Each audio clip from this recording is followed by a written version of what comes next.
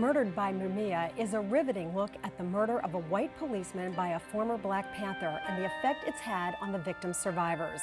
We have its authors, Maureen Faulkner and Michael Smerconish, with us for the entire hour to tell us the story of Daniel Faulkner and Mumia Abu-Jamal. And it all begins right now on It's Your Call.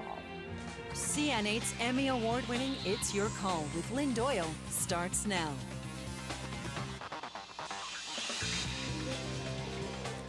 Good evening, everyone, and thank you so much for joining us. I'm Lynn Doyle. It was 26 years ago that a young Philadelphia police officer named Daniel Faulkner was shot down in cold blood.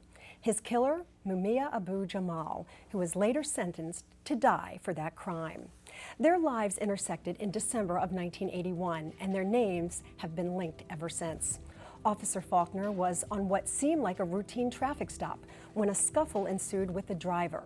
I say in the foreword of the book that I had a superficial knowledge of the case because to be based in Philadelphia, while this is an international cause celeb, a cop killer, one has to know some of the basics to be able to maintain a conversation about it.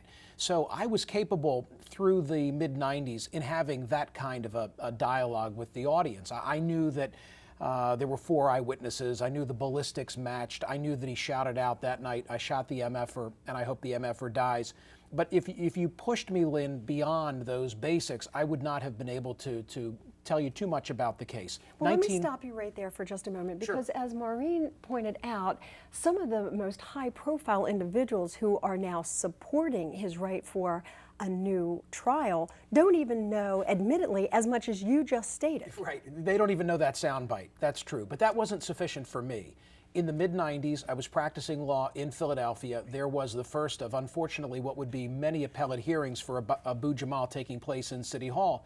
And one day I wandered over, and I walked into City Hall, into courtroom 253, this ornate, building, edifice, and the scene that was unfolding was not to be believed. I mean, on one side was Maureen and members of the Faulkner family, and on the other side, the MOVE organization and supporters of the man convicted of murdering her husband.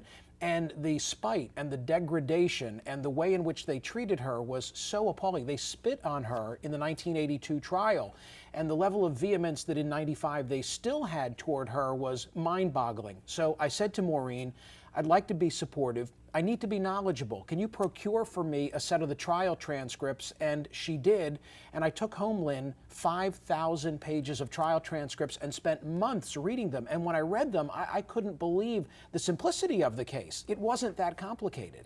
And after reading every word of every page of